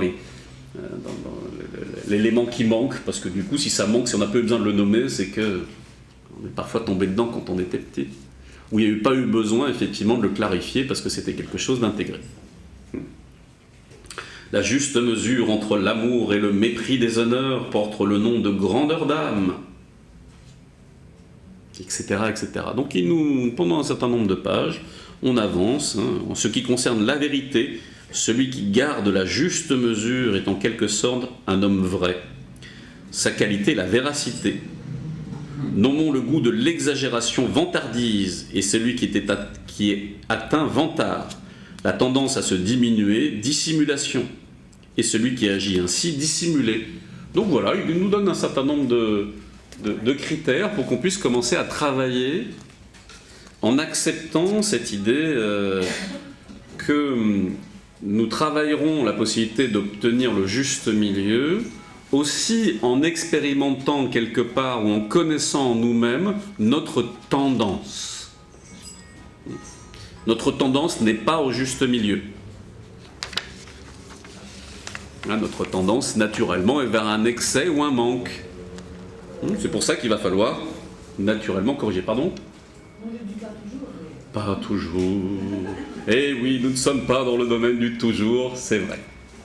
Mais il n'empêche que, généralement, nos instincts ne tendent pas d'emblée vers le juste milieu.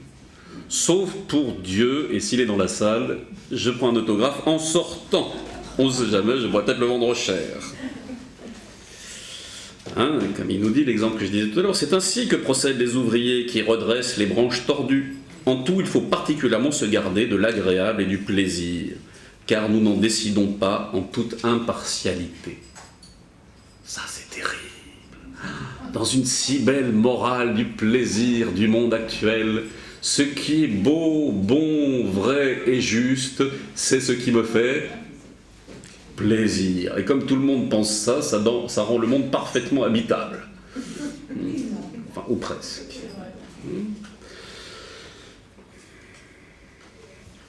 Donc, voilà. Ainsi, donc, la vertu morale est une moyenne dont nous avons précisé les conditions. Elle est un milieu entre deux défauts, l'un par excès, l'autre par manque. Sa nature provient du fait qu'elle vise à l'équilibre aussi bien dans les passions que dans les actions. Tout cela, nous l'avons dit suffisamment. Aussi est-il difficile de se montrer vertueux. En chaque cas, atteindre le juste milieu ne va pas sans peine. Quel dommage. Enfin, excusez-moi, c'est un commentaire. De même que déterminer le centre de la circonférence est le propre, non du premier venu mais du savant, de même il est à la portée de n'importe qui de se mettre en colère, aussi bien que de distribuer de l'argent et de faire des largesses. Par contre, savoir à qui il faut donner, combien et quand, pour quelle fin et de quelle manière, voilà ce qui n'est pas à la portée de tout le monde et qui est difficile. Aussi, le bon emploi de l'argent est-il rare, autant que louable et beau. Par conséquent, l'essai d'échec sans nom en sortant, nous nous occuperons de tout en tant qu'école de philosophie. Non, pardon, il n'a pas dit ça. Par conséquent, il faut que celui qui vise la juste moyenne commence par s'éloigner de ce qui s'en écarte le plus. Voilà une belle réflexion pratique. Je relis. Par conséquent, il faut que celui qui vise la juste moyenne commence par s'éloigner de ce qui s'en écarte le plus. Selon le fameux conseil de Calypso, nous dit, pour ceux qui ont des lettres classiques, nous dit notre bon ami Aristote, « Toi, pilote, tiens ta nef éloignée de cette fumée et de cette agitation des flots. » Homère, loin du texte, reste toujours un peu creux, mais bon.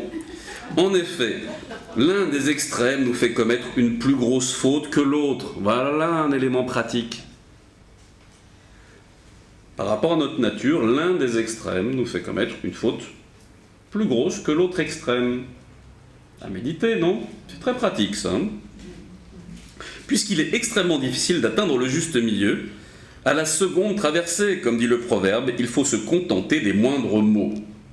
Ce qui se produira si nous suivons la méthode indiquée. Il faut donc examiner dans quel sens nous nous trouvons surtout entraînés.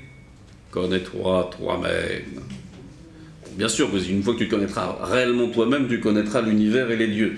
Enfin, connais-toi toi-même et tu connaîtras les excès que tu fais. Ça commence par là, nous dit Aristote, de manière très concrète dans la sagesse pratique. Donc, tu es plutôt en général téméraire ou tu es plutôt lâche? Tu es plutôt dispensieux ou tu es plutôt avare? Tu es plutôt quoi dans ta tendance naturelle, on pourrait dire instinctive? Et en fonction de ça, ça te donne au moins une ligne de conduite pour diminuer les maux ou pour bien t'entourer. C'est une solution aussi. Dans l'amitié ou dans le lien avec les autres, ça peut être pas mal de réfléchir sur comment s'entourer de gens qui n'ont éventuellement pas les mêmes excès que nous. Ça aide. Car la nature nous porte dans la direction opposée. Nous pourrons facilement comprendre nos penchants par le plaisir et la peine que nous éprouvons. Il faut donc nous porter vivement dans le sens opposé à celui où nous nous sentions entraînés. Pas de chance pour le plaisir simple, puisque là il faut aimer ce qui est bon pour nous, qui n'est pas faire ce que j'aime. Il faut aimer ce que je dois faire. C'est toujours comment dirais-je, il y a toujours un enthousiasme absolument délirant par rapport au fait de savoir aimer, d'apprendre à aimer ce qui est nécessaire d'aimer en fonction de ma propre nature, de mes propres qualités. C'est tout un champ de travail et d'application. En voilà assez pour montrer qu'une disposition moyenne est en toutes circonstances louable, mais que selon les cas, il convient de pencher tantôt vers l'excès, tantôt vers le défaut. En contresens. Dans ces conditions, nous atteindrons très facilement la position moyenne et le bien. Voilà encourageant ce cher Aristote par rapport à cette sagesse pratique. Oh, mais je peux avec passion trouver le juste milieu. Je peux mettre plein de sensations et de passion dans le fait de rectifier mes tendances naturelles. C'est un choix. Socrate nous parlerait de la force éros, de l'érotisme, pour tendre vers la sagesse. Il semblerait que Alexandre le Grand n'ait pas tenu compte des préceptes de son. Voilà, donc il devrait être vraiment mauvais, Aristote. Je dis toujours, faut toujours juger les sages à leurs élèves. Ben oui, quand même. Bon, il y a peut-être quelques circonstances atténuantes, mais enfin, en attendant, il ne faut pas croire non plus forcément à toutes les versions de Walt Disney, d'Alexandre le Grand. Je ne pense pas qu'on peut fonder tant de villes et créer de tels élans culturels, prendre de telles décisions et avoir des généraux après capables de fonder Alexandrie et autres, en étant quand même des purs objets de films hollywoodiens. C'est pas pour défendre Alexandre le Grand, mais il faut comprendre que si on a si peu de renseignements sur Aristote, par rapport à ce qu'était vraiment Alexandre le Grand non plus, on n'en sait pas trop. Mais cette notion pour un grec quand même de considérer que les orientaux n'étaient pas des barbares, de créer des changements de culture et de modifier la vision et le fonctionnement collectif à travers cette notion ou du concept d'empire, n'est pas non plus, c'est pas pour défendre Alexandre le Grand, moi je pense pas que non plus il n'y avait aucune réflexion mentale, autrement il n'aurait pas fait ce qu'il aurait fait. Il n'aurait pas voulu fonder des villes et des civilisations, il aurait été simplement un homme de guerre. Donc je suis plutôt faire des cartes du monde, se faire entourer des scientifiques, développer l'art, la science, etc. Donc on pourrait dire au contraire que Alexandre a bien profité des qualités et des notions d'Alexandre. Qu'ils n'aient pas exactement la même vision politique, c'est certain. Mais bon, Je pense qu'on ne sait pas, est-ce qu'il a rectifié, on ne sait pas de quel côté le bâton était tordu, vous voyez. Bon, enfin, c'est un élément de réflexion. Donc, pour le cas de la justice, on va y passer très rapidement par rapport au livre 5, un petit sujet, la justice. Mais sur ça, il est assez platonicien dans le sens où il considère que le juste n'est pas forcément en rapport avec les circonstances. Il retourne à cette idée que le juste et l'équitable, il existerait la notion d'un juste et un équitable, un peu comme son juste milieu, indépendamment des circonstances, même si la justice temporelle est décidée par les États et par ceux qui ont le pouvoir. Il tend quand même vers cette notion d'une justice qui est quelque chose auquel il n'y a pas d'excès, défaut, un peu comme son juste milieu. L'injustice, c'est quelque chose qui est par excès ou par défaut. Donc il va réfléchir, il va se faire d'ailleurs, il va demander qu'à ce que sa ville Stagir soit reconstruite suite aux problèmes divers des invasions ou autres. La légende raconte que le tribut qu'il a demandé à à Philippe II de Macédoine pour éduquer Alexandre, c'était le fait de pouvoir reconstruire sa ville, et il aurait donné les lois, et Aristote aurait été législateur. Donc ce problème des lois et de réfléchir sur les lois et la justice et l'équité était quelque chose qui lui tenait particulièrement à cœur, dont on trouve quelques traces dans le livre 5. Livre 6, les vertus intellectuelles. Il les énumère du plus noétique ou de plus lié au nous et l'intuition qui prend place dans la vie mentale sous la forme de contemplation, jusqu'à arriver à l'autre extrême, à la prudence, à phronésis, à cette excellence la plus élevée de l'âme calculatrice. C'est intéressant, l'âme calculatrice, c'est-à-dire la petite raison, celle qui va chercher par rapport aux circonstances quel est le moindre mal. Intéressant. La prudence, c'est aussi chercher le moindre mal, à défaut de pouvoir trouver le juste milieu. La prudence est la connaissance de ce qu'il y a de plus individuel, mais lié aux sensations et pas à l'objet. C'est pas un objet de science. Intéressant.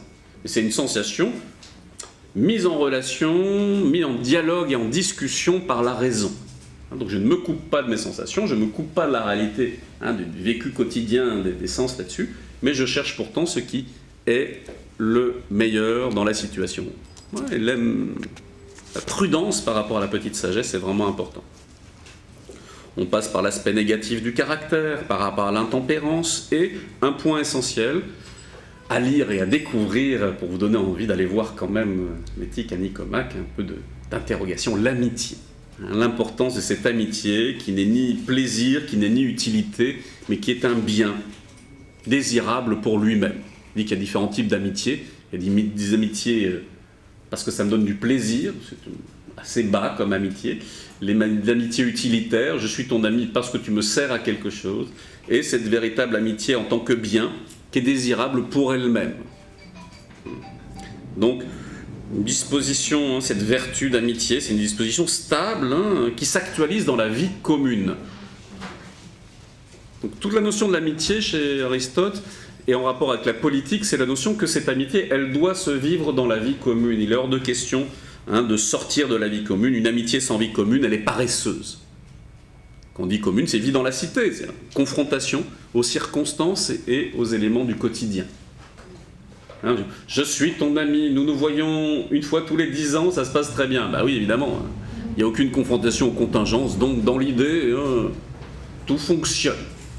Mais une amitié, c'est un lien, c'est une filia, c'est quelque chose qui permet de tisser quelque chose ensemble. Et pour tisser quelque chose ensemble, il faut bien se croiser. Cette notion de vie commune. Et la concorde en tant que rêve suprême, on pourrait dire, du rapport et de la filia, la concorde est directement la forme politique de l'amitié. Réussir que la vie commune et le bien commun arrivent à la concorde, ça veut dire que les citoyens entre eux et l'ensemble de ces citoyens puissent vivre selon le bien commun, l'amitié, cette capacité de tisser des choses ensemble. Et le bonheur, pour en finir avec le bonheur, bien sûr, qui nous parle au début du livre 10 à la fin, du bien suprême. dans le sens de la contemplation, d'acte, de la partie la plus divine en nous-mêmes. Là, on retourne à nos amours platoniciens et du bien en tant que tel. Il nous parle de s'immortaliser dans la mesure du possible, hein. S'immortaliser dans le sens de rentrer en contact avec ce qui ne dépend pas du temps et de l'être, mais enfin que c'est grosso modo accessible par très peu de monde. Donc, il vaut mieux ne pas oublier qu'il y a une vertu de deuxième rang par rapport au bonheur, même si ce n'est pas le premier rang, mais qui est quand même plus acceptable et plus surtout vivable, c'est qu'il vit selon la vertu et l'éthique avec son semblable, c'est-à-dire la vie commune. C'est ça le bonheur. J'ai senti dans le ton de la voix, vous savez, quand les gens me disent « c'est ça le bonheur », est-ce que vous entendez une question, vous? Moi, j'entends plutôt une affirmation que c'est vraiment, si c'est tout ça, il arrive au livre 10 pour cette bêtise, il aurait quand même mieux fait de rester couché, Aristote, là-dessus. Mais oui, c'est le deuxième rang, on est d'accord, hein. Mais cette notion des vertus éthiques que l'on pratique avec ses semblables me semble intéressant pour clôturer cette petite causerie sur Aristote, puisque nous oublions, hein, cette vertu, cette possibilité d'avoir du bonheur dans la vie avec ses semblables. Oui, c'est possible, nous dit Aristote. À vous de vérifier. Et ça s'appelle la vie politique. Hein? N'est-ce pas? La chose commune.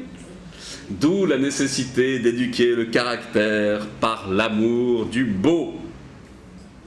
Et ça, c'est une affaire de politique. Il ne faut pas oublier que, d'un point de vue classique, philosophique, il y a deux grands piliers, hein, de la cité-État ou de l'État qui sont l'éducation et la justice. Hein, le cœur de la politique, c'est s'occuper d'éducation et de justice. Que chacun puisse trouver sa place en fonction de sa nature et de ses actes.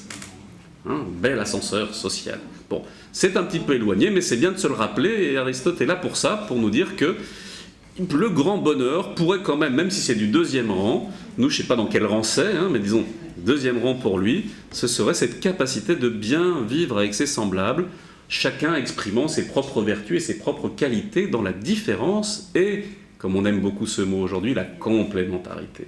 Oui, mais il ne faut pas oublier que cette période-là, elle était très élitiste. Hein. Oui. On parle uniquement pour...